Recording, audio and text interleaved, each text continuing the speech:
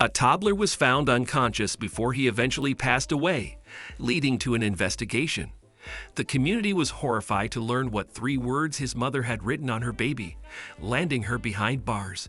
Did she get what she deserved? Miranda Rabago took her 18-month-old son, Aris Barrows, to the Christus Street Vincent Regional Medical Center after the 27-year-old New Mexico mother allegedly found him unconscious in his crib. Doctors quickly discovered that the toddler was in horrific condition, and the boy was transported to the University of New Mexico Hospital.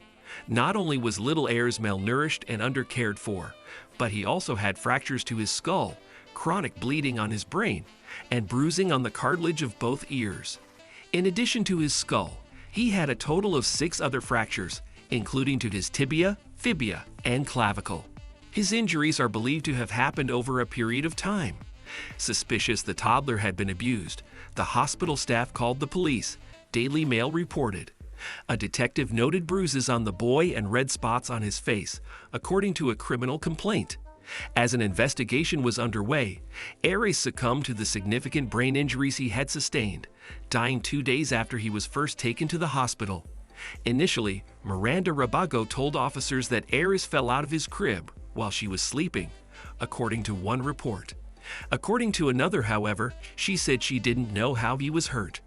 Although another couple and their 2 young children lived in the apartment Miranda Rabago shared her boyfriend, she told authorities she was Aris' only caretaker. The child's father, Brandon Barrows, was serving time in a corrections facility in Colorado, and Rabago's 2 other children were living in Colorado with her parents when the injuries occurred. So authorities turned their focus to Rabago.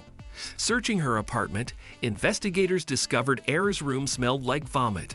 A sippy cup with rotten milk and blood on a pillow were found in his crib, as well as marijuana pipes in multiple rooms of the home. But Rabago denied hurting her son, telling police the boy seemed normal and didn't have any bruises when she woke up at about 7 a.m. the day he was taken to the hospital. According to Rabago, she and Aris had rested on a mattress in the living room until noon that day. When he fell asleep, she said she moved him to his crib. Rabago, pregnant with another child, told police she slept the rest of the day. When she woke at 5 p.m., she said she went to check on her son and found he wasn't moving. Miranda Rabago took her unconscious toddler to the hospital. There, doctors discovered his horrendous injuries, painting a much different picture of what the child endured than what the mother alleged.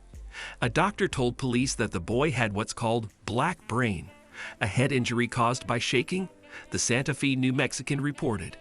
As authorities continued their investigation, they looked at Rabago's phone and discovered photos of the 18-month-old boy that shed some light into his life at home, the Washington Post reported. According to Assistant District Attorney Susan Stinson, a picture on Rabago's cell phone showed Aris with the words "Thug Life" scribbled in black Sharpie across his tiny stomach, while a fake tattoo and the word "Loco" could be seen on his forehead. In others, he appears to be asleep or unconscious on the floor. It's difficult to look at something like that and think the worst about that kind of picture, especially in the context of what we know so far. Rabago's public defender, Stephen Taylor, said, alleging it was too early to say what the pictures might suggest or indicate.